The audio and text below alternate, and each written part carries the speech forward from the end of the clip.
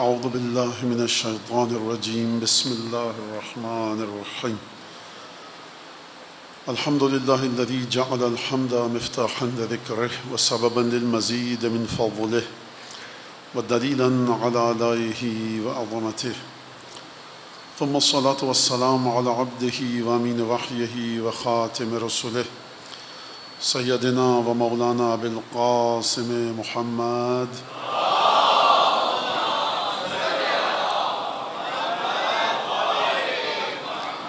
وعلى أهل بيته الطيبين الطاهرين الذين أذهب الله عنهم الرجس وطهرهم تطهيرا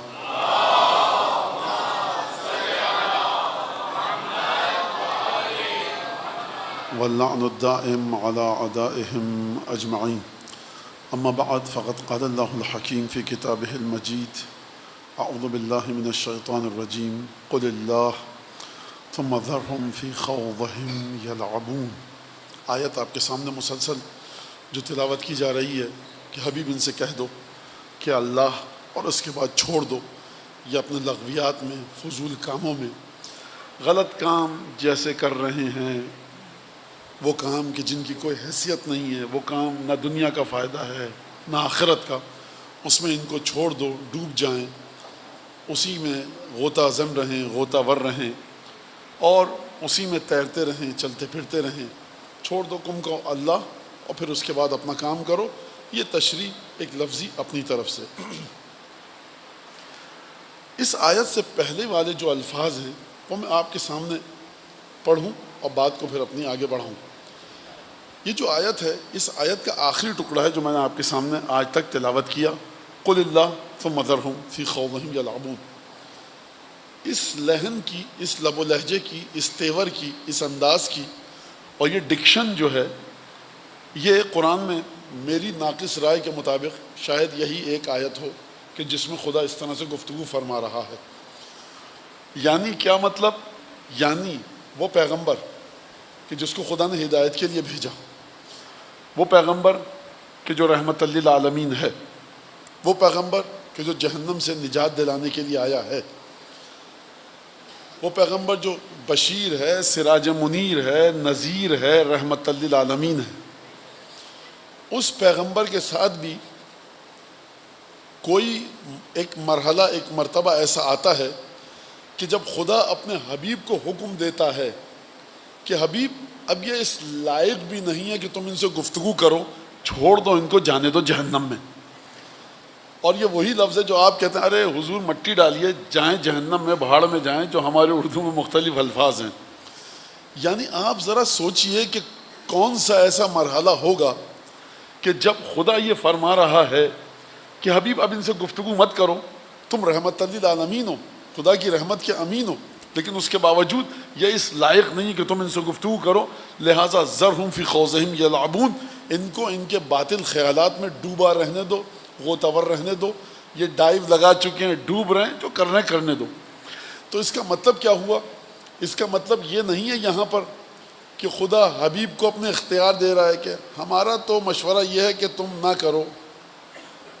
کہہ رہا ہے حبیب اب ہم تمہیں حکم دے رہے ہیں کہ جو رحمت ہم نے تم کو دے کر زمین پر بھیجا ہے، اب وہ تمہاری رحمت ان تک نہیں پہنچنے پائے، رحمت للعالمین ہونے کے باوجود اب تم تک ہماری رحمت نہیں پہنچے گی۔ یہی تو فرما رہا ہے خدا، ذرہم، چھوڑ دو ان کو، فی خوضہم یلعبون۔ اس سے پہلے کے جو الفاظ ہیں وہ یہ ہیں، وما قدر اللہ حق قدرہ اذ قالوا ما انزل اللہ علی بشر من شیء قل من انزل الکتاب الذی جاء بہ موسیٰ نورا وہدی للناس وعلمتم ما لم تعلموا انتم ولا آباؤکم۔ خدا نے فرمایا کہ خوب توجہ کیجیے گا کہ آپ جس فرش اعضا پر بیٹھے ہیں اور آپ جس ہستی کا غم منانے بیٹھے ہیں، اس کا تعلق زمین سے نہیں ہے، اس کا تعلق آسمان میں عالم غیب مرتبہ ربوبی سے ہے۔ یہ میں نے دعویٰ کیا ہے، دلیل نہیں دی آپ کے سامنے۔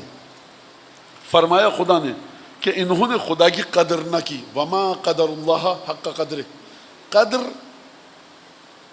آپ سب کو پتہ ہے اس لفظ کا معنی، تو میں اردو میں تو اتنا مناسب نہیں ہے، لیکن بہرحال میں چاہتا ہوں کہ اسی لفظ کو استعمال کروں جو آیت میں آیا ہے۔ میں یہ جملہ کیوں کہہ رہا ہوں؟ کوئی یہ کہے کہ مولانا نے باریک بینی کے ساتھ پریسائز توجہ کے ساتھ معنی نہیں کیا، تو مجھے اس کا بالکل اس کی سمجھ ہے، اور میں چاہتا ہوں کہ آسان ترین معنی کروں، مشکل الفاظ کو لاؤں گا تو پھر بچے اور نوجوانوں کے لیے مشکل ہو جائے گی۔ وما قدر اللہ حق قدر، مفسرین نے کہا ای ما عرف اللہ حق معرفتہ، لوگوں نے خدا کو اس طرح سے نہیں پہچانا جس طرح سے پہچاننے کا حق تھا۔ آیت شروع ہو رہی ہے اس طرح سے، اذ قالوا، چونکہ لوگ یہ کہنے لگے ما انزل اللہ علی بشر من شیء، خدا کبھی کسی انسان پر آسمان سے کوئی پیغام نہیں بھیج سکتا، کوئی وحی نہیں بھیج سکتا، خدا کسی پر کوئی کتاب نازل نہیں کر سکتا۔ خوب توجہ کیا آپ نے، غور فرمایا، خدا کہہ رہا ہے تم نے ہماری معرفت کا حق ادا نہیں کیا۔ کیوں نہیں کیا؟ کیونکہ ہمارے بندے کے اتصال کو ہمارے ساتھ منقطع سمجھا۔ توحید کی معرفت کا حق، توحید کا حق، ربوبیت کا حق تم کب مانو گے کہ خدا ہے؟ آپ کہتے ہیں کہ خدا ہے، میں خدا کو مانتا ہوں، یہ گواہی آپ کی، اس عقیدے کا اعلان کب خدا قبول کرے گا؟ جب خدا کا تعلق خدا کے بندوں کے ساتھ آپ مان لیں اور اس کا اعلان کریں۔ یعنی رسالت کا تعلق ایک پہلو زمین سے تعلق ہے، رسالت کا دوسرا ڈائمنشن اس کا تعلق ہے آسمان سے۔ بھیجا گیا تم لوگوں کے لیے ہے ہمارا پیغامبر، اور اگر تم نے یہ کہا کہ یہ انسانوں پر کب سے خدا کا پیغام نازل ہونے لگا، تو اب یہ بات نہیں کہ تم رسالت کو ٹھکرا رہے ہو، تم ہماری معرفت ہی نہیں رکھتے۔ یعنی جتنی معرفت کا دعویٰ ہے ہمارے نبی کی معرفت رکھو، ہماری معرفت حاصل کر لو گے۔ خوب توجہ کیا، اگر یہاں تک آپ پہنچ گئے، کہا کہ دیکھو اس قالوا، لوگوں نے کہا ما انزل اللہ علی بشر من شیء، خدا نے کسی بھی انسان پر کچھ کبھی نازل ہی نہیں کیا۔ ان سے پوچھو من انزل الکتاب الذی جاء به موسیٰ نورا وہدی للناس، ان سے پوچھو حبیب تمہارے قرآن کو جھٹلاتے ہیں، یہ کہنا ہے کہ کبھی اللہ نے کسی پر کچھ نازل نہیں کیا۔ ان سے پوچھو کہ موسیٰ پر کس نے توریت کو نازل کیا تھا، جس توریت میں ہدایت تھی، جس میں نور تھا لوگوں کے لیے، وَعَلِّمْتُم مَا لَمْ تَعْلَمُوا أَنْتُمْ وَلَا آبَاؤُكُمْ، اور تمہیں وہ سب کچھ سکھایا گیا جس کا نہ تم علم رکھتے تھے نہ تمہارے آباء و اجداد۔ اور اس کے بعد کا قُلِ اللَّهُ ثُمَّ ذَرْهُمْ فِي خَوْضِهِمْ يَلْعَبُونَ، حبیب ان سے کہو کہ اللہ ہے اللہ، اور اس کے بعد چھوڑ دو کہ اپنے تمام بے مصرف اور بے تکی حرکتوں میں یہ ڈوبے رہیں۔ تو یہاں سے قانون سمجھ میں آیا کہ توحید صرف اس بات کا مطلب نہیں ہے کہ لا الہ الا اللہ، اشہد ان لا الہ الا اللہ۔ جس طرح سے زمین پر موجود خدا کے کچھ بندوں کا تعلق خدا سے ہوتا ہے، اس کو اگر آپ نے اسی طرح سے مانا تب آپ کی توحید کی گواہی مکمل سمجھی جائے گی۔ یہ وہ توحید کا پہلو ہے جو بندوں سے خدا کے جڑا ہوا ہے۔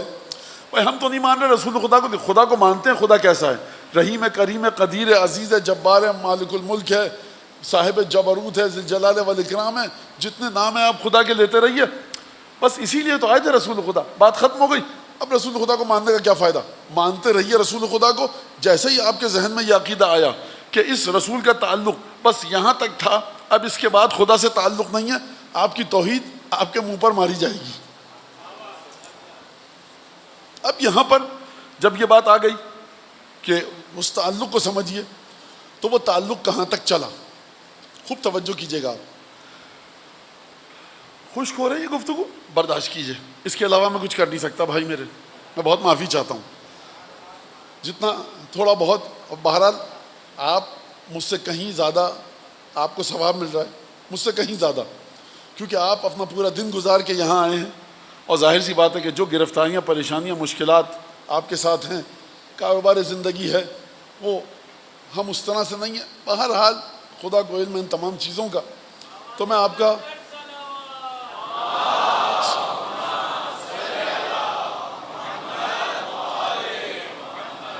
اور میں اس بات کا مجھے مکمل ادراک ہے، سمجھ ہے، شعور ہے کہ بہرحال آپ اپنے ہزاروں سینکڑوں کاموں کو نپٹا کر اور بعض کو آدھا چھوڑ کر یہاں پر آئیں کہ مجلس میں چلیں، اور اس کے بعد پھر یہاں پر گفتگو ایسی ہو۔ لیکن کیا کیا جائے کہ آیات کے ذریعے، حدیثوں کے ذریعے گفتگو ہونی چاہیے۔ تو لہٰذا یہاں تک یہ جب بات آئی، اور اس کے بعد ایک بڑا اہم موضوع، ایک اور موضوع جس کو اس سے ربط دوں۔ مولانا رسول خدا تھے، چلے گئے، بات ختم ہو گئی۔ بات ختم ہوئی ہے رسالت کی، عصمت اب بھی موجود ہے یا نہیں قرآن کے مطابق، یہ ایک الگ گفتگو ہے۔ ہمارا عقیدہ ختم نبوت کا ہے، ہمارے سے مطلب مسلمانوں کا نہیں مولانا، وہ ہمارے ایک دوست ہیں، برابر میں رہتے ہیں ہمارے گھر کے، وہ تو نہیں مانتے اس عقیدے کو۔ میں آپ کے دوست کی کئی بھی باتوں کا ذمہ دار نہیں ہوں، قرآن کی کئی بھی بات کا ذمہ دار ہوں۔ فرمایا ختم نبوت عقیدہ حق ہے، ختم عصمت ہوئی ہے کہ نہیں یہ قرآن سے پوچھیے۔ معصوم صرف رسول تھے، یقیناً رسول معصوم تھے، رسول کے بعد بھی کیا سلسلہ عصمت چلا ہے، یہ ایک بڑا اہم نکتہ ہے یہاں۔ تو خدا نے جب فرمایا قُلْ إِن كُنتُمْ تُحِبُّونَ اللَّهَ فَاتَّبِعُونِي يُحْبِبْكُمُ اللَّهُ، حبیب ان سے کہو کہ اگر تم اللہ سے محبت کرتے ہو فَاتَّبِعُونِی، میری اتباع کرو، میرے پیچھے پیچھے چلو۔ اگر تم میرے پیچھے چلو گے یحببکم اللہ، اب تمہیں خدا سے محبت کی ضرورت نہیں ہے، خدا کی محبت تمہیں ڈھونڈے گی۔ کہاں وہ مرحلہ کہ خدا کا بندہ خدا کو ڈھونڈے، اور کہاں وہ مرحلہ کہ خدا اپنے بندے کو ڈھونڈے۔ یہ کب ہوگا؟ یہ رسول خدا کی اتباع کے ذریعے ہوگا، یہ رسول خدا کی پیروی کے ذریعے ہوگا، یہ رسول خدا کے احکامات پر عمل کر کے ہوگا۔ بات یہاں تک ہے؟ نہیں حضور، اب سنیے ذرا بات مزید آگے۔ کیا عمل میں رسول خدا کی طرح آؤں؟ اس سے بھی آگے کوئی بات ہے؟ ہاں، سوچ میں، فکر میں، عقیدے میں، صفات نفسانی میں قلب تمہارا رسول خدا کے قلب کی طرح ہو جائے۔ مولانا یہ کیسے ہوگا؟ فَاتَّبِعُونِی، جس طرح سے رسول خدا نے دل میں جن جن جذبات کو رکھنے کا حکم دیا ہے ان تمام جذبات کو اپنے دل میں رکھو، جن جن کیفیات کو جس چیز کے بارے میں رکھنے کا حکم دیا ہے اس کیفیت کو اپنے دل میں اسی طرح رکھو۔ نماز عمل اسی طرح سے ہو جو رسول نے کیا، سوچ وہی ہو جو رسول نے بتائی، جذبات کی کیفیت بھی وہ ہو کہ جو رسول کی ہے۔ اب میں اس میں فلسفہ اور منطق گاڑھے قسم کے جس کی ڈینسٹی بہت زیادہ ہو، ثقیل اور بہت ہی مشکل ڈیفیکلٹ قسم کے استدلالات پیش کروں آپ کے سامنے، نہیں کر سکتا۔ بچے ہیں، میری بچیاں اور بیٹیاں ہیں، میرے بچے یہاں موجود دیکھ رہا ہوں میں، ان کو آسان استدلال کروں جو بچپن سے آپ کے ماں باپ نے آپ کو سکھایا ہے، جو بچپن سے آپ کو ذاکرین نے سکھایا ہے، شب جمعہ کی مجلس میں آپ سیکھتے ہیں، شاید اسی مسجد میں، شاید کسی اور امام باڑے میں، کہ کیفیت تمہارے دل کی رسول کی طرح ہو۔ اگر نہیں ہوگی خدا کی محبت تم تک نہیں آ سکتی۔ خوب توجہ کیجیے گا، کہاں خدا کی محبت کو آپ ڈھونڈیں اور کہاں خدا اپنی محبت کو لے کر آپ کو ڈھونڈے کہ میرے بندے کہاں ہے تو، میں تجھ سے محبت کرنا چاہتا ہوں، آ میرے راستے میں۔ تو کب ہوگا؟ جب آپ کا دل رسول خدا کے دل کی طرح ہوگا۔ ہر چیز کے بارے میں جو جذبات ہیں آپ کے، وہ رسول خدا کے جذبات کی طرح ہونے چاہیے۔ حجر اسود کو چومتے وقت گھن آئی، ناقص الایمان۔ خانہ کعبہ کا طواف کرتے وقت الجھن ہوئی کہ عجیب مصیبت ہے، چوکور گھر میں پتھر کے سیاہ دوڑے جا رہے ہیں، عجیب نادانی والا کام ہے، ناقص الایمان، ہو سکتا ہے ایمان سے باہر نکل جائیں۔ صفا و مروہ کے درمیان دوڑے، عجیب فضول کام ہے، کر رہے ہیں، شیطان کو کنگریاں، عجیب بیکار کام ہے۔ نہیں، وہی جذبات رکھو روایت میں دیکھ کر جو رسول خدا کے دل میں تھے۔ واضح ہو رہی ہے بات؟ لہٰذا کسی بھی ہر مقام پر وہی جذبہ ہونا چاہیے کہ جو رسول خدا کے دل میں تھا۔ اب آپ پڑھ رہے ہیں مسجد میں نماز، آپ ہیں سجدے میں، ایک 4 سال کا بچہ آپ کو دھکیلتا ہوا آیا، صفوں کو چیرتا ہوا گیا۔ امام مسجد جو ہے وہ کوئی مولانا آیت اللہ مرجع تقلید نہیں ہے، آخری پیغمبر ہے۔ یہ بچہ چلتا ہوا گیا، دھم سے پھان پڑا امام جماعت جو کہ رسول ہے اس کی پشت پر، یہ ہے اس کا نانا، یہ ہے اس کا نواسا، رسول خدا سبحان ربی الاعلی و بحمدہ، 1 دفعہ، 2 دفعہ، 3 دفعہ، 4 دفعہ، 5 دفعہ، 10 دفعہ، 70 دفعہ، کتنی دفعہ، کیا دفعہ، محدثین نے کیا لکھا ہے کتنی دفعہ۔ بعض اصحاب اٹھے کہ رسول خدا سجدہ طویل کیوں ہو گیا؟ تو اب میں اصحاب کی نماز پر گفتگو نہیں کرنا چاہتا کہ کیوں انتظار نہیں کیا سجدے سے اٹھنے کا، یہ اصحاب جانے، رسول جانے، رسول کا خدا جانے۔ لیکن اٹھے، دیکھا پشت پر حسین ہے، دوبارہ سجدے میں چلے گئے۔ اب سوال یہ کہ جب اس سجدے سے اٹھے، مولا کو دیکھا، سجدے میں گئے، دل کی کیفیت ان کی کیا تھی؟ قصہ سن کے آپ کے دل کی کیفیت کیا ہے؟ اگر یہ دیکھا عجیب، یہ کیا سلسلہ ہے، بچے کو ادب نہیں ہے، نماز ہو رہی ہے، رسول خدا خاتم النبیین ہے، تمہارا رسول تو 10 دفعہ 20 دفعہ 30 دفعہ سجدے کو طویل کرے، تو سجدے سے اٹھتے وقت جو کیفیت تھی مولا کو دیکھ کر، سید الشہداء کو دیکھ کر، کیفیت وہی ہونی چاہیے جو رسول خدا کی تھی، تب جا کر آپ کو محبت خدا ڈھونڈے گی۔ اب یہاں سے عصمت کا کیا تعلق ہے؟ رسالت ختم ہو گئی، عصمت جاری ہے، یہ قرآن کا عقیدہ ہے اور یہ ہمارے مکتب کا بھی عقیدہ ہے کہ عصمت جاری ہے۔ کیسے جاری ہے؟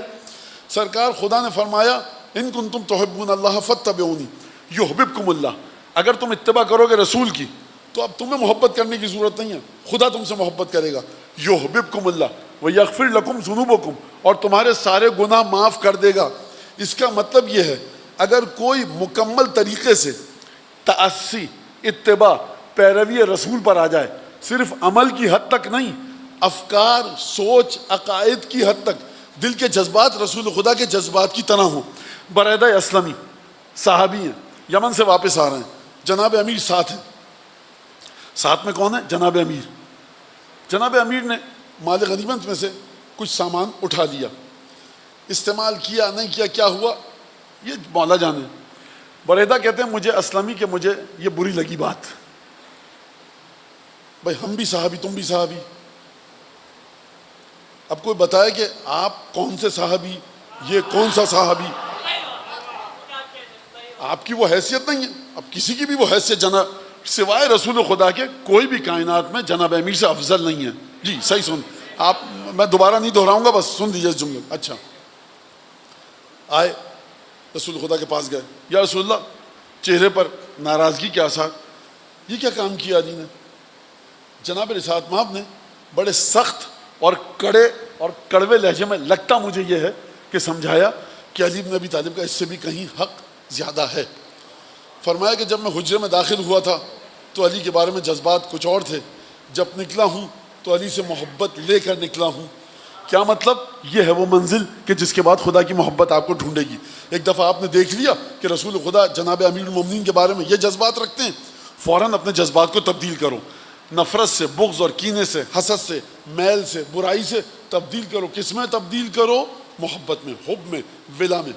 لہٰذا جب اس مقام پر کوئی آئے گا یغفر لکم ذنوبکم، خدا تمہارے تمام گناہ معاف کر دے گا، تو اس کا مطلب یہ ہے کہ ایک مقام ایسا ہو سکتا ہے کہ انسان کے سارے گناہ معاف ہو جائیں اور انسان کی زبان اس مقام پر پہنچ جائے کہ رسول خدا یہ فرمائیں ما ازلت الخضرا ولا اقلت الغبرا، نہ زمین نے بوجھ اٹھایا ہے نہ آسمان نے سایہ ڈالا ہے۔ ابو ذر غفاری سے زیادہ سچے آدمی پر نہ زمین نے اس کا بوجھ اٹھایا ہے نہ آسمان نے سایہ ڈالا ہے۔ تو یہ جو جملہ ہے ابو ذر کی زبان کی عصمت کی گواہی ہے کہ نہیں ہے؟ اگر کہنا سلمان منا اہل البیت تو یہ سلمان کے عصمت کی گواہی کہ گناہ نہیں کریں گے، یہ ہے کہ نہیں ہے؟ اگر رسول خدا یہ فرمائیں کہ سلمان عمار تم کو باغی گروہ قتل کرے گا، تو اس کا مطلب یہ کہ عمار یاسر کو حق کی علامت بتایا کہ نہیں بتایا رسول خدا نے؟ اس کا مطلب یہ کہ رسالت ختم ہو گئی ہے، لیکن حق و باطل کا پیمانہ رسول کے بعد بھی کچھ لوگوں میں ہے۔ ابو ذر غفاری، سلمان فارسی، عمار یاسر، یہ کون لوگ ہیں آپ جانتے ہیں۔ لیکن اگر کوئی اس مقام پر آ جائے کہ جس کے بارے میں رسول خدا کہیں اللہم ادر الحق ہے سودار، حق علی کے ساتھ ہے، علی حق کے ساتھ ہے، جہاں پر علی جاتا ہے وہاں حق جاتا ہے۔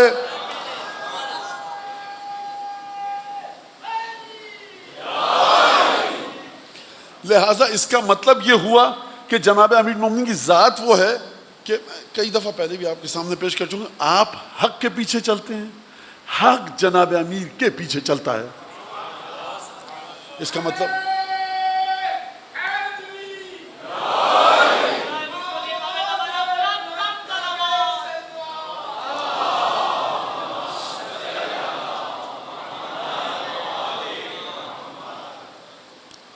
یہ سلسلہ چلا کہاں تک چلا؟ یہ سلسلہ کہاں تک چلا؟ ایک عجیب مرحلہ آپ قرآن سے پوچھیے۔ اب یہاں تک بات آ گئی کہ عصمت کا سلسلہ ختم نہیں ہوا ہے، رسالت کا سلسلہ ختم ہوا ہے۔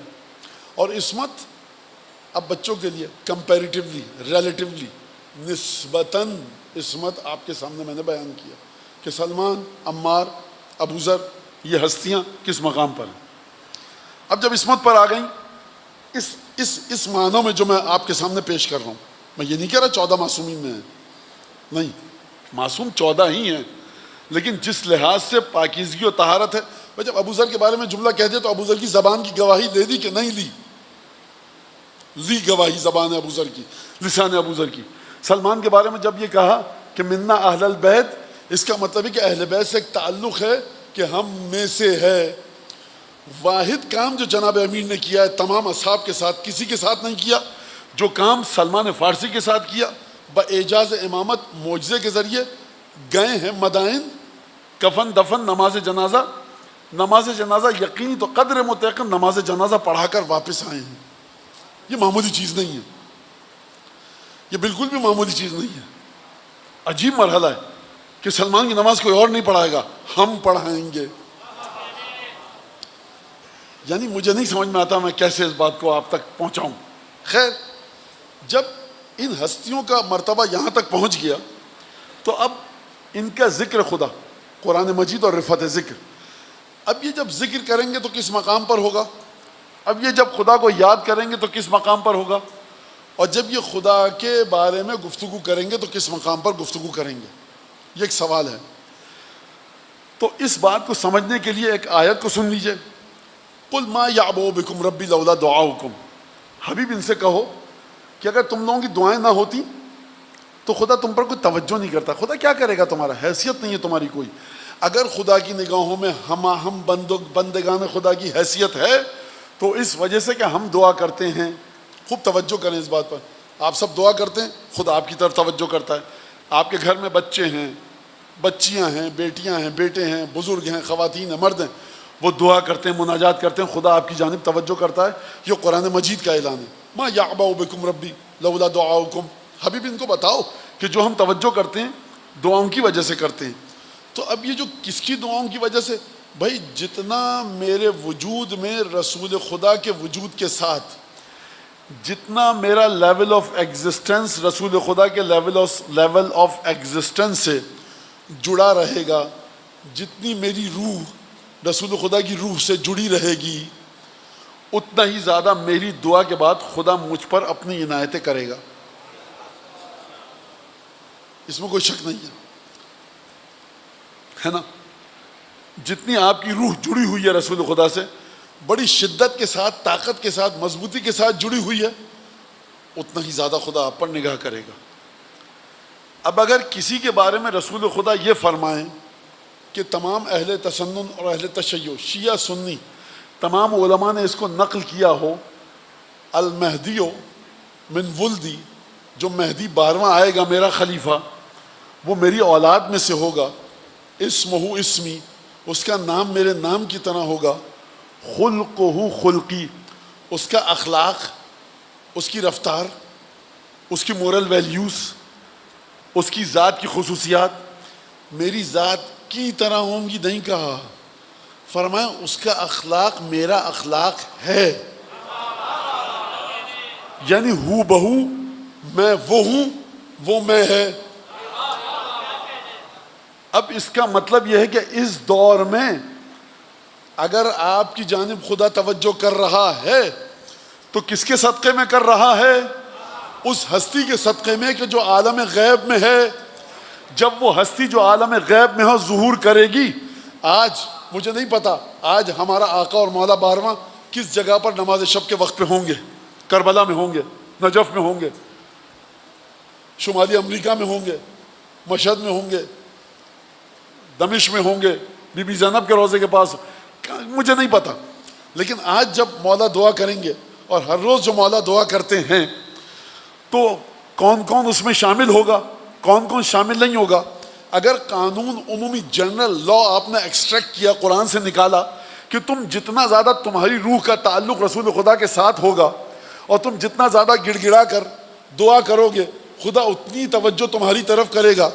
آپ کا جتنا تعلق رسول خدا کے ساتھ ہوگا اتنی جو آپ دعا کریں گے، اسی دعا کی بدولت خدا آپ کی جانب اپنی نظر کرے گا. اب اگر کوئی ہستی ایسی ہو کہ وہ رسول خدا ہو، جس کی روح ہو بہو تصویر ہو رسول خدا کی، رسول خدا یہ نہیں کہہ رہا خلقہ کا خلقی، میرے اخلاق کی طرح مہدی کا اخلاق ہے، نہیں یہ نہیں کہا خلقہ خلقی، میرا اخلاق ہی اس کا اخلاق ہے۔ تو اب مجھے یہ بتائیے، اگر آپ کو رتی برابر جگہ مل جائے امام کی دعا میں تو پھر خدا آپ کی جانب کس طرح سے نگاہ کرے گا؟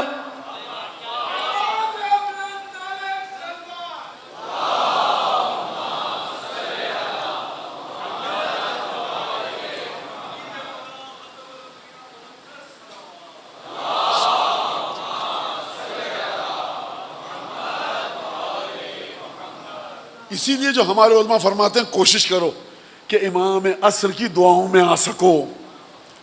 جب امام عصر کا نام آتا ہے تو ایک لمبی چوڑی بحثیں تفصیل کے ساتھ چل پڑتی ہیں، اور وہ بچوں کے ذہن میں ہے کہ ظہور کی تیاری پر بھی بات ہوتی ہے۔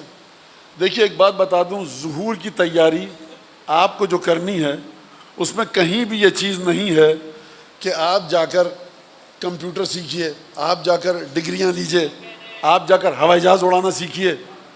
امام آئیں گے پائلٹ کی ضرورت ہوگی، کیا کہوں میں؟ بھائی آنے والے کو پتا ہے نا مجھے کس کی ضرورت ہوگی۔ میں ایک چھوٹی سی مثال دوں، دیکھیے آپ پڑھیے، خوب جی لگا کر پڑھیے، ACC اور پتہ نہیں A سے لے کر Z تک جتنے بھی الفابیٹ ہیں، جتنی بھی ڈگریاں ہیں لیجئے۔ مولانا لکھ پتی ہیں کروڑ پتی بن جائیں، ارے آپ کروڑ پتی ہیں ارب پتی بنیے، ارب پتی ہیں کھرب پتی بنیے، جگر اور دل بھی لائیے مولا کے راہ میں خرچ کرنے کے لیے۔ خوب توجہ، دو باتیں ہیں مولانا یہ ہم کو سیکھنا چاہیے، امام آئیں گے تو نیورو سرجن کی ضرورت ہوگی۔ واللہ ایک روایت میں نہیں میں نے دیکھا، اگر کسی نے دیکھا مجھے بتایا، میں کل اپنی غلطی کا اعتراف کر لوں گا۔ دیکھیے سلونی ایک ہی ہستی نے کہا تھا، اس سلونی کے بعد 11 بیٹوں میں سے کسی نے نہیں کہا اس انداز سے جس طرح سے دادا نے کہا۔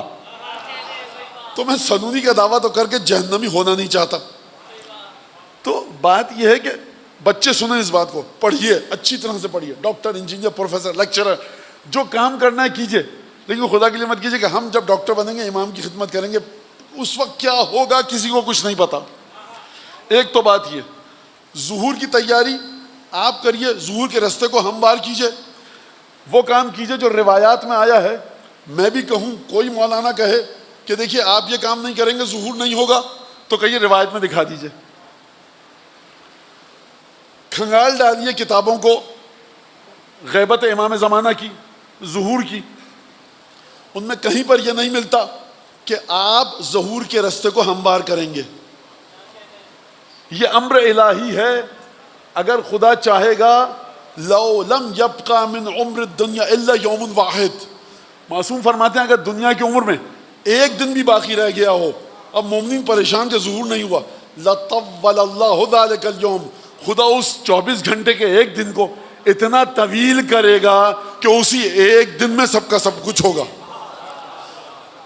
ظہور کی تیاری کے حوالے سے جو ہم کو ملتا ہے وہ یہ، پہلی چیز یہ کہ امام عصر کے لیے دعا کیجئے، دوسری چیز معرفت کو حاصل کیجئے، دعاؤں کی تلاوت کیجئے، تیسری چیز انتعاش المؤمنین، نعش المؤمنین، مومنین کو ایلیویٹڈ کیجئے، مومنین کو اٹھائیے، بتعلیم ما ہوا محتاج الیہم، عام انسان ہو مومنین کو وہ کچھ سکھاؤ جس کے وہ محتاج ہیں، جو امام کی معرفت سے دور ہے اس کو معرفت سکھائیے۔ راوی آتا ہے امام کے پاس پریشان ہے، اگر ظہور ہو گیا تو میں کیا کروں گا؟ امام کہتے ہیں اذا عرفت ھذا الامر، اگر تجھے ہماری معرفت ہو چکی ہے اور تو ہم کو پہچان چکا ہے، لا یضرک تقدم ھذا الامر ام تاخر، اگر تو ہماری معرفت کو پا چکا ہے تو تجھے نقصان نہیں پہنچا سکتا کہ ظہور جلدی ہو یا دیر سے ہو۔ تیسری بات کہ میں آؤں اس ذکر پر کہ جو میں آپ کے سامنے پیش کرنے والا ہوں، تیسری بات یہ، ہر اس شخص کو اچھا مت سمجھیے جو امام زمانہ کا نام لے۔ ہو سکتا ہے امام کی بیسک فنڈامنٹل پرائمریلی لیول پہ جو باتیں ہم کو سکھائی گئی ہیں اس کے خلاف ہو، وہ کوئی بھی آپ کو اپنی طرف کھینچے گا شمر اور یزید کا نام لے کے نہیں کھینچے گا۔ آپ کو کھینچے گا امام کا نام لے کر، بہت اچھی بات ہے، امام کا نام لے رہا ہے، لیکن اور اس کا جو پرسیپشن ہے، اس کا جو زاویہ نگاہ امامت کے بارے میں وہ بتا رہا ہے. لیکن نوجوان بچوں کو لازم ہے کہ پوچھیں یہ جو آپ بتا رہے ہیں ظہور ایسے ہوگا ایسے نہیں ہوگا، ظہور کی تیاری ایسے کرو ویسے نہیں کرو. یہ روایات لا کر دکھائیے کہ جہاں پر یہ لکھا ہوا ہو. خوب توجہ کیجیے گا، اسی شہر میں کسی زمانے میں اور اسی خطے میں جناب مرحوم ابو الحسن حافظیان تھے، اور صدر میں، اب مجھے نہیں مناسب دیتا کہ میں محل وقوع بتاؤں اس کا، بہرحال اسی صدر میں دکان تھی چائے کی، اور نہایت عجیب و غریب علوم کے ماہر تھے. عجیب و غریب علوم، اور واقعاً عجیب و غریب، جس کو علماء نے لکھا ہے، فقہاء نے، مجتہدین نے قم اور نجف کے جن کے بارے میں بات کی ہے، اور مراجع کے ساتھ ان کا تعلق کیا تھا، مراجع ان کی کتنی عزت کرتے تھے، اور کیا ایک لمبی چوڑی داستان ہے یہ. اور بہرحال لوگ بیٹھے ہوئے تھے، کہا کہ جب امام آئیں گے راکٹ، یہ توپ، بندوقیں، کیننز، رائفل، آٹومیٹک، تو کیسے لڑیں گے امام؟ مطلب نعوذ باللہ، امام کو تو بقول باز کہ کچھ ٹائم لگے گا سافٹ ویئر سمجھنے میں کہ یہ ہے کیا. امام کے شاگردوں کو، بھائی دیکھیے ابو ہاشم جعفری کہتے ہیں یا ابن رسول اللہ، یہ مشکل ہے میرے ساتھ، میں یہ زبان نہیں بول پاتا. امام نے ایک ایسا کام کیا کہ جب باہر نکلے تو 10 زبانوں کے ماہر ہو چکے تھے. ابو اسماعیل سندھی سندھ سے اٹھا، امام رضا کے پاس گیا، ابو اسماعیل سندھی گیا، ٹوٹی پھوٹی عربی میں بات کی، کچھ سندھی کچھ عربی. امام نے فاجابہ بالسندھیہ، سندھی زبان میں جواب دیا. امام رضا نے کہا تھا ما کنت اظن انک تعرف السندھیہ، میں تو سوچ بھی نہیں سکتا کہ تم کو سندھی آتی ہے.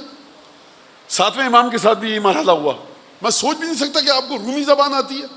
امام نے کہا کہ اگر میں تجھ سے اچھی تیری زبان نہ بولوں فما فضلی علیک، تو میری تجھ پر برتری کیا ہے؟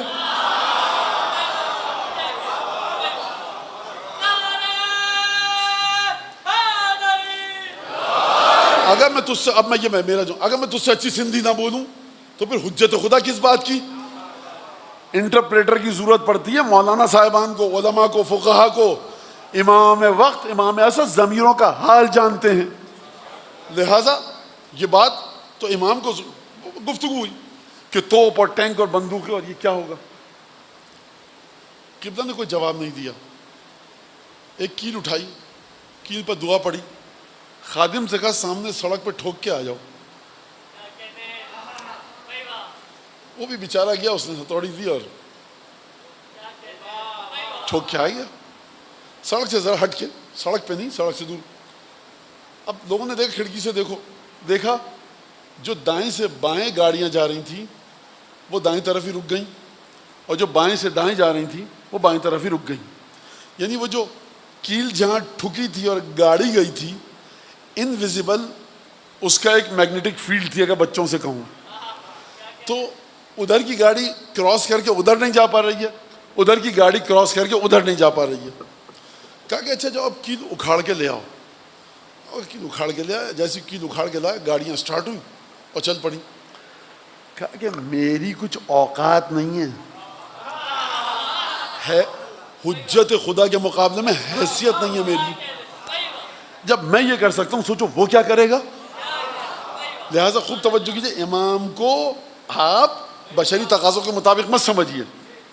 لہٰذا یہ جو آپ سے کہا گیا 23 کو ماہ مبارک کو شب قدر میں آپ اللہم کل ولیک پڑھیے اور انا انزلنا کثرت سے پڑھیے. یہ دونوں چیزیں امام عصر کے ساتھ آپ کو متصل کرتی ہیں. یہ اذکار، یہ وہ ذکر ہے. لہٰذا یہ ذکر اگر آپ کو متصل کرے گا تو آپ امام کی دعاؤں میں آئیں گے. تب جو آپ کا رفعت ذکر ہوگا، کس طرح سے ہوگی ذکر کی بلندی؟ جو عبادت آپ کریں گے، جو جملے آپ زبان سے نکالیں گے، اگر وہ جملے جڑ گئے امام عصر سے، اگر آپ کی نماز جڑ گئی امام عصر سے، اگر آپ کا قرآن جڑ گیا امام عصر سے، جو ذکر آپ اپنی زبان سے کر رہے ہیں، جو عمل آپ اپنی زبان سے کر رہے ہیں، اگر وہ جڑ گیا امام عصر سے، تو پھر ہوگا کیا؟ مطلب پھر کیا ہوگا؟ مطلب یہ تو بات عجیب کر رہے ہیں آپ. ارے خدا سب کچھ سنتا ہے دیکھتا ہے، یہ امام عصر کو کہاں سے بیچ میں لے آیا آپ؟ سوال ہے یا نہیں؟ امام عصر کو آپ درمیان سے لے آئے۔ سرکار میں نے ابھی آپ کے سامنے پڑھا، عصمت کا ایک پورا تسلسل ہے۔ اچھا بچے آگے کیا پوچھتے ہیں؟ مولانا یہ فلاں فلاں فلاں صاحب کی کتاب میں لکھی ہے یہ بات۔ اچھا فلاں فلاں فلاں صاحب جب اپنے بچوں کو سکھاتے ہیں تو کہتے ہیں آپ کی کتاب میں لکھا ہوا ہے یا نہیں لکھا ہوا۔ آپ کو چاہیے اپنے مولا کے اقوال کو دیکھیں، آپ کو چاہیے اپنے ائمہ کے اقوال کو دیکھیں۔ دنیا کا ٹھیکہ ہم نے نہیں لیا کہ کس نے ہمارے امام کے بارے میں کیا کہا ہے۔ ہمیں اصول کافی کو دیکھنا ہے، بہار الانوار کو دیکھنا ہے، جامع کبیرہ کو دیکھنا ہے، امین اللہ کو دیکھنا ہے، آل یاسین کو دیکھنا ہے، قرآن کو دیکھنا ہے۔ ہمیں خیبر، خندق، بدر، احد، حنین کے میدان کو دیکھنا ہے، شب ہجرت بستر کو دیکھنا ہے، ہمیں کربلا کو دیکھنا ہے، سامرہ، کاظمہ، نجف، سامرہ، مشہد کو دیکھنا ہے۔ دنیا کو آپ کیوں دیکھ رہے ہیں؟ خدا کہہ رہا ہے قل اللہ ثم ذرہم فی خوضہم یلعبون۔ ارے کہو خدا، اس کے بعد چھوڑ دو سب کو۔ آپ بھی اسی طرح سے دیکھیے۔ اچھا جب امام کو دیکھا جائے گا، اب ایک آیات ہیں، میں ان آیات کو حذف کر رہا ہوں کیونکہ وقت کم ہے۔ اب اگر آپ کا ذکر امام کے ذکر سے جڑ جائے گا تو امام کے ذکر کی کیا قدر و قیمت ہے، اگر آپ کو سمجھنا ہے امام کے ذکر کی کیا قدر و قیمت ہے تو چلیے زیارت آل یاسین۔ سلام علیکم، سلام علی آل یاسین، سلام ہو آل یاسین پر۔ آل یاسین کون؟ یاسین رسول خدا، آل یاسین آل رسول خدا۔ سلام ہو آل رسول خدا پر۔ السلام علیکہ، عجیب جملہ ہے، سلام علی آل یاسین، السلام علیکہ یا داعی اللہ و ربانی آیاتہ۔ سلام ہو آپ پر اے امام زمانہ، آپ خدا کی طرف دعوت دینے والے ہیں، اور آیتیں آپ کے وجود کے صدقے میں اپنے معنی اور مضمون کو پائیں گی۔ مولانا یہ کیا کہہ دیا؟ آپ زیارت امین اللہ میں پڑھتے ہیں نا، اشہد انک قد اقمت الصلاۃ، مولا آپ نے نماز کو قائم کیا۔ جب آپ کے پاس مکبر نماز پڑھتے ہیں ایک آواز آتی ہے قد قامت الصلاۃ، نماز قائم ہو گئی۔ اس سے پہلے کیا ہوتی ہے نماز؟ نہیں، جماعت بیٹھی ہوتی ہے، زمین پر ہوتے ہیں۔ قد قامت الصلاۃ، تمام کے تمام لوگ کھڑے ہو جاتے ہیں، نماز اب قائم ہوئی ہے۔ نماز کب قائم ہوگی؟ جب جناب امیر پڑھیں گے۔ جناب امیر نماز کو حیات دیں گے، جناب امیر نماز کو زندگی دیں گے۔ اشہد انک قد اقمت الصلاۃ، اے جناب امیر آپ نے نماز کو قائم کیا۔ اگر آپ نہ پڑھتے نماز اور آپ کی اولادیں نہ پڑھتی، آپ کی زوجہ نماز نہ پڑھتی، یہ نماز بے جان مردہ کی صورت میں رہتی۔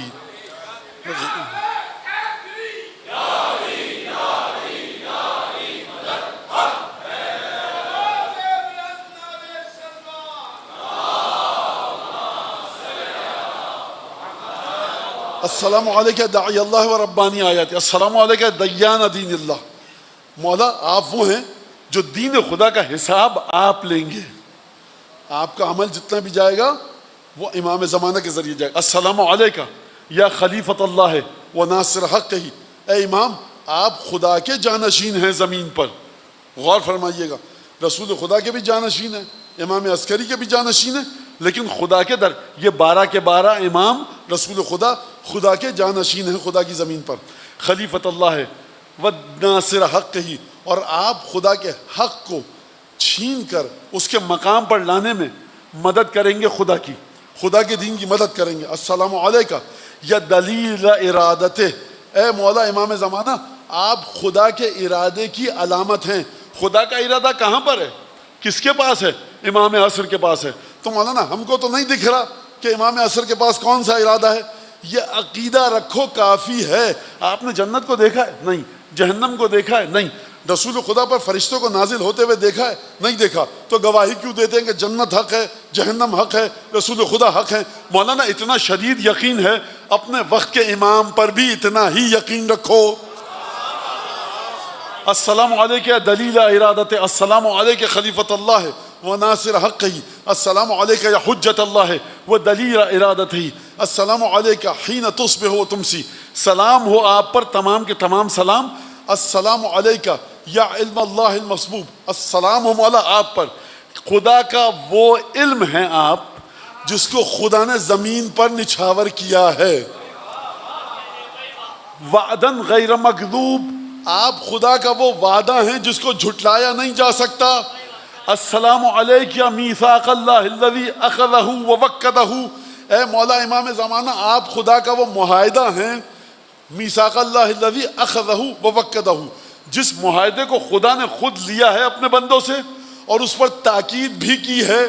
یہ معاہدہ خدا، میثاق خدا جانتے ہیں کہاں پر ہے؟ چلیے سورہ احزاب میں وَإِذْ أَخَذَ اللَّهُ مِيثَاقَ النَّبِيِّينَ، وہ وقت یاد کرو جب خدا نے اپنے تمام کے تمام انبیاء سے میثاق لیا تھا. کیا میثاق لیا تھا؟ السلام علیک میثاق اللہ الذی اخذہ ووکدہ، سلام ہو آپ پر اے امام زمانہ کہ آپ خدا کا وہ معاہدہ ہیں جو خدا نے خود لیا بھی اور اس پر تاکید بھی کی. السلام علیک یا الغوث والرحمت الواصلۃ وعدا غیر مکذوب، آپ مدد ہیں، مددگار نہیں ہیں، آپ بذات خود مدد ہیں. ایک درود کی جگہ بنتی تھی ویسے مولا کی خدمت.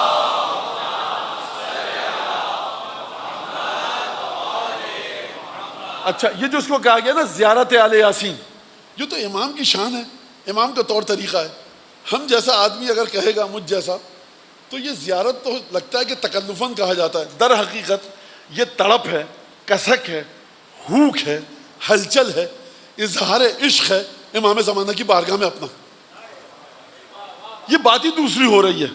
کتنی محبت کرتے ہو اپنے امام وقت سے کہ جو منتقم خون سید الشہداء ہے. ایک اور جملہ بتاؤں امام زمانہ کے بارے میں. سید الشہداء نے امام سجاد کو وصیت کی جاتے جاتے، یا علی ولدی لا یسکن دمی حتی یبعث اللہ المہدی، بیٹا سید سجاد سنو، میرا جو خون بہایا جائے گا نا کربلا کے میدان میں، اسی طرح سے بے چین رہے گا جب تک کہ خدا 12ویں کو یعنی مہدی کو ظاہر نہ کر دے. یعنی سید الشہداء کا خون بے چین ہے، تڑپ رہا ہے کہ کب میرا مہدی آئے گا تب جا کر امام کو سکون ملے گا خون کو امام کے. اب اس کی تشریح کیا ہے چھوڑ دیجئے پھر کسی اور وقت. اس کے بعد گفتگو ختم ہوئی. اب دیکھیے اب امام زمانہ کے وجود کے بارے میں گفتگو ہو رہی ہے. السلام علیک حین تقوم، السلام علیک حین تقعد، السلام علیک حین تصلی، السلام علیک حین تقنت، السلام علیک حین تصبح و تمسی، السلام علیک حین تحلل و تکبر، السلام علیک حین تصلی و تقنت، السلام علیک حین تصبح و تمسی، السلام علیک فی آناء اللیل و اطراف النہار. اے میرے امام، اب دیکھیے یہ وہ نہیں ہے کہ آپ بڑے تکلف سے بات کریں، تمہارا امام ہے. اگر یہ کہا جا رہا ہے قل اللہ ثم ذرہم فی خوضہم یلعبون، تم سے کہا جا رہا ہے کہ پھاند پڑو، فنا کر دو اپنے آپ کو خدا کے وجود میں، تو یہ کیسے فنا ہوگا؟ یاد رکھیے ایک رستہ ہے، اس کے علاوہ سارے رستے باطل ہیں. وہی ہستی کہ جو عالم غیب میں ہے، حجت ابن الحسن، اس کی ذات میں جو فنا ہوگا وہ خدا کی ذات میں فنا ہے. جو اس کے مطابق چلے گا. دین کا نام کیا ہے آپ کے؟ اسلام، تشیع؟ نہ، دین کا نام ہے حجت ابن الحسن.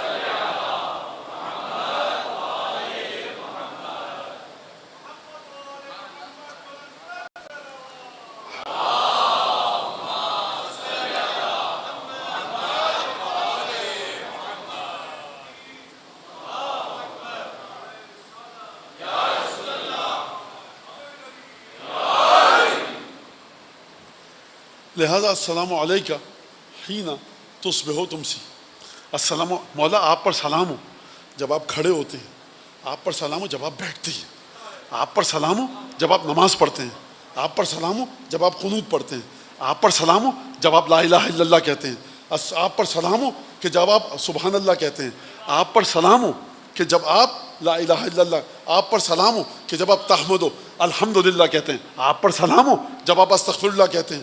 کیا مطلب؟ یعنی اپنے امام کو استغفار کرتے ہوئے دیکھو، یہ مت سمجھنا تمہارا امام گناہ کی معافی مانگ رہا ہے. اپنے امام کو عبادت کرتے ہوئے دیکھنا، یہ مت سمجھنا کہ گناہ کی کثرت یا قلت کی وجہ سے تمہارا امام عبادت کر رہا ہے. یہ ہر حال میں ہو اس پر سلام خدا ہے. حین تحلل و تکبر، السلام علیک حین تحمد و تستغفر، السلام علیک حین تصبح و تمسی۔ مولا جب آپ صبح ہوتی ہے نا، آپ کہاں پر ہیں مجھے نہیں پتا، آپ دمشق بی بی زینب کے روضے پر ہیں، مصر میں بی بی کسی شہزادی آقازادی کے روضے پر ہیں، کربلا، نجف، سامر، رکاز میں، مکہ، مدینہ۔ اور امام صرف انہی جگہوں پر نہیں ہیں، شمالی امریکہ میں کس جگہ ہیں، ہمالیہ کے کس پہاڑ کے دامن میں ہیں، جنوبی امریکہ میں کس مقام پر ہیں، ہمیں نہیں پتہ کہاں پر ہیں، ہمیں نہیں پتہ۔ جہاں بھی ہیں، جب آپ جس ٹائم، بچوں کے لیے جس ٹائم زون میں بھی تمہارا امام ہوتا ہے نا، جب وہاں صبح کا سورج طلوع ہوتا ہے، السلام علیکم حین تصبح، جب آپ کے اوپر صبح کا سورج طلوع ہوتا ہے تو مولا سلام ہے۔ کس کا سلام ہے؟ آپ کا سلام ہے؟ نہیں، یاد آیا آپ کو درود والی مجلس میری؟ اگر سمجھا کہ رسول خدا میرے درود کے محتاج ہیں، تم نے درود ہی نہیں پڑھا، ایمان رکھو کہ طہارت ان تک وہاں سے آئی ہے۔ ہمارے نہ درود کی ضرورت ہے، نہ نمازوں کی، نہ زیارت کی، نہ نذر کی، نہ ماتم کی، نہ گریہ کی۔ اگر ضرورت ہے تو تم کو ہے، اس کو نہیں ہے۔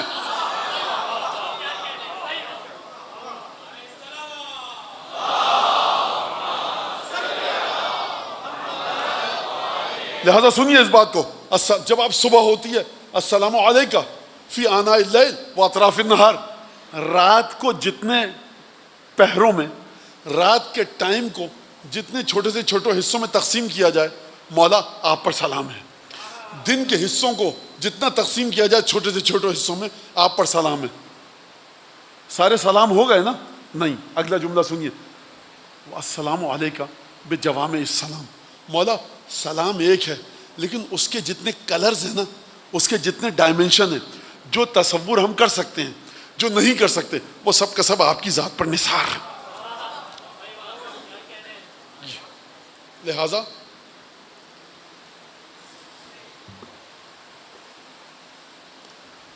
جس شہزادے کا آج ذکر ہے، اس شہزادے کے بارے میں کیا کہا جائے اور کس طرح سے گفتگو کی جائے۔ امام نے عجیب مرحلہ ہے کہ عقیل جاؤ، ایک ایسی خاتون کو ڈھونڈو، ولدت الفحولہ تلد غلاما فارسا، ایسی خاتون کو ڈھونڈو میرے نکاح کے لیے کہ جس کے آباء و اجداد میں بہادر شہ سوار ہو، تاکہ اس کے وجود سے مجھے ایک ایسا لڑکا مل سکے جو بہادر شہ سوار ہو۔ آپ سمجھ گئے کس کی بات ہو رہی ہے؟ ام البنین کے چاند کی نہیں، ام البنین کے چاند کی نہیں، بنو ہاشم کے چاند کی۔ ایک دفعہ، اب کیا گفتگو کی جائے مولا کے بارے میں؟ بس ذکر الہی کی بات چل رہی ہے نا۔ ابو الفضل عباس کی زیارت پڑھی ہے آپ نے؟ وہاں جانتے ہیں کیا جملہ ہے؟ رفع ذکرک فی علیین، اے مولا عباس خدا آپ کے ذکر کو اعلیٰ علیین میں بلند کرے۔ اعلیٰ علیین جانتے ہیں کیا ہے؟ رسالت مآب، شہزادی کونین، حسنین، امام سجاد، تسلسل امامت، جعفر طیار، حمزہ، خدیجہ، ابو طالب، ہاشم، عبد المطلب، عبد مناف، ابراہیم، اسماعیل، یہ سب کے سب علیین میں ہیں۔ مولا عباس آپ کا جب ذکر ہوتا ہے نا ان ہستیوں کے درمیان تو بڑھ بڑھ کے ہوتا ہے اور بڑے بلند و باند طریقے سے ہوتا ہے۔ جس ہستی کا ذکر اعلیٰ علیین میں ہو اس طرح سے کہ کیسے اس کی شہادت پڑھوں میں۔ مختصر کرتے ہوئے بس ایک دفعہ حسین نے دیکھا کہ سامنے کڑیل جوان کھڑا ہے اور مقتل کا یہ جملہ فاستأذن العباس اخاہ الحسین۔ اب عباس نے حسین سے مرنے کی اجازت مانگی۔ جملہ جانتے ہیں آپ کیا ہے مقتل میں؟ کہ جو عباس نے مولا حسین سے مرنے کی اجازت مانگی۔ عجیب جملہ، یہ نہیں کہ مجھے مرنے کی اجازت دیجیے، عجیب ڈھکے چھپے لفظوں میں گفتگو کی۔ مولا لقد یضیق صدری، مولا عباس کا سینہ پھٹ رہا ہے۔ اس جملے کا مطلب سمجھے آپ کیا ہے؟ اس جملے کا پس منظر کیا ہے جانتے ہیں؟ کہ جب لشکر اشقیہ نے دیکھا اب مردوں میں سب مر چکے ہیں، 30,000 کا لشکر گھوڑا دوڑاتا ہوا خیام تک آتا تھا، ٹاپوں کی دھمک سے بیویوں کے کانوں میں آواز پہنچتی تھی، بیبیوں کے دل دہلتے تھے کہیں ہمارے امام کو کچھ نہ ہو جائے. عباس نے جب یہ دیکھا کہ ٹاپوں کی دھمک اتنے قریب آ چکی ہے تو فرمایا لقد یضیق صدری، یا ابن رسول اللہ اب سینہ پھٹ رہا ہے، برداشت کی طاقت نہیں. کیوں برداشت کی طاقت نہیں ہے؟ اس وجہ سے برداشت کی طاقت نہیں ہے کہ عباس جیتے جی یہ دیکھے کہ شہزادیاں سیدانیاں ڈریں اور عباس زندہ رہے. مولا نے عجیب جملہ کہا فَاطْلُبْ لِهَٰؤُلَاءِ الْأَطْفَالِ قَلِيلًا مِنَ الْمَاءِ. عباس جا رہے ہو، بچوں کے لیے تھوڑا سا پانی لے لو. علم اٹھایا، مشکیزہ حمائل کیا، تلوار ہاتھ میں دی، ذوالجناح پر بیٹھے اور ذوالجناح پر بیٹھ کر میدان کا رخ نہیں کیا، نہر کا رخ کیا. میں کہوں گا ذوالجناح پہ بیٹھ کے عباس نہیں گئے فرات تک، زینب کی جان نکل چکی ہے.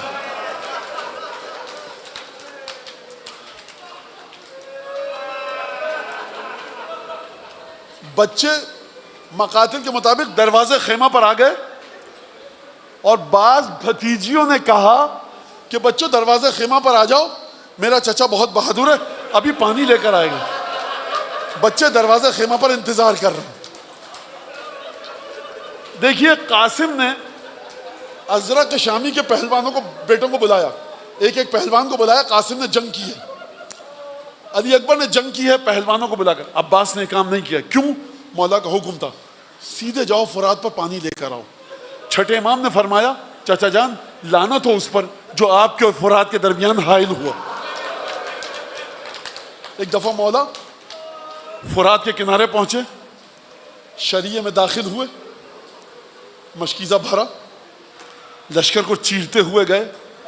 کتنے زخم لگے ہیں مجھے نہیں پتا. ایک دفعہ ارباب مقاتل نے عباس کی زبان سے ایک شعر کو نقل کیا. پانی کو اٹھایا. آپ یہ سمجھتے ہیں کہ سکینہ کی پیاس یاد آئی؟ سکینہ کی پیاس کو بھولے کب تھے مولا جو پیاس یاد آتی. عباس نے ایک جملہ کہا یا نفسو امن بعد الحسین ہونی وبعدہ لکنت ان تکونی هذا حسین وارد المنونی وتشربین بارد البعینی تاللہ ما هذا خصال دینی. اے عباس کیا تیرا ارادہ ہے کہ حسین کے بعد بھی زندہ رہے گا؟ عباس اگر تو بچ گیا نا اور حسین کے بعد زندہ رہا تو حسین کے بعد زندگی میں کوئی مٹھاس نہیں. عباس کیا تو پانی پیے گا؟ تو پانی پینا چاہتا ہے؟ اس حال میں پانی پیے گا کہ فاطمہ کا بیٹا اس کے ہونٹ خشک ہو چکے ہوں. کیا تو پانی پیے گا؟ اور یہ کہہ کر فرات پر پانی کو دے مارا تاللہ ما ھذا خصال دینی. خدا کی قسم میرا یہ دین نہیں ہے. میں جملے کا ترجمہ کروں، شیر ام البنین کی تاثیر نہیں ہے یہ. تشریف فرما ہوئے ذوالجناح پر، ایڑ لگائی، اب جنگ نہیں کر رہے، درخت کھجور کے درختوں کی اوٹ لے کر مولا خیمہ گاہ کا رخ کر رہے ہیں. کیوں؟ سکینہ پیاسی ہے، رقیہ پیاسی ہے، حسین کی بہنیں پیاسی ہیں، سیدانیاں پیاسی ہیں. جلد از جلد جا کر میں پانی پہنچاؤں. ایک دفعہ اچانک ایک آواز آئی واللہ ان قطعتم یمینی انی احامی ابدا عن دینی وعن امام صادق الیقینی نجل نبی الطاہر الامینی. تم لوگ اگر میرا دائیں ہاتھ بھی کاٹ دو گے میں اپنے امام کی مدد کرتا رہوں گا. حسین کے کانوں میں شاید آواز پہنچی یعنی بھیا عباس کا دائیں ہاتھ قطع ہو گیا. آگے بڑھے، بایاں ہاتھ منقطع ہوا، کئی سو تیر چلے، مشکیزے پر لگے، مشکیزہ چھدا، پانی بہا. میں ایک جملہ کہوں تم سے، ایک مجتہد کا جملہ ہے، فقیہ کا جملہ ہے. وہ فقیہ یہ کہتا ہے اگر عباس کے ہاتھ سالم ہوتے مشکیزہ بہہ چکا ہوتا، ام البنین کا چاند تلوار اٹھاتا، گھوڑے کا رخ موڑتا، لشکر یزید سے جنگ کرتا، مر جاتا، خیمے نہیں جاتا. اگر ہاتھ کٹ چکے ہوتے مشکیزہ صحیح و سالم ہوتا، کسی طرح رینگتے ہوئے سینے کے بل رگڑ کھا کر خیمے تک پہنچتا. مجھے یہ بتاؤ تمہارا مولا کرے تو کیا کرے؟ ہاتھ قطع ہو چکے ہیں، مشکیزہ چھت چکا ہے. فبقیہ علی فرسہ متحیرا صلی اللہ علیہ یا ابا الفضل عباس اے علی نجف سے اٹھو، کربلا تمہارا بیٹا ہاتھ پر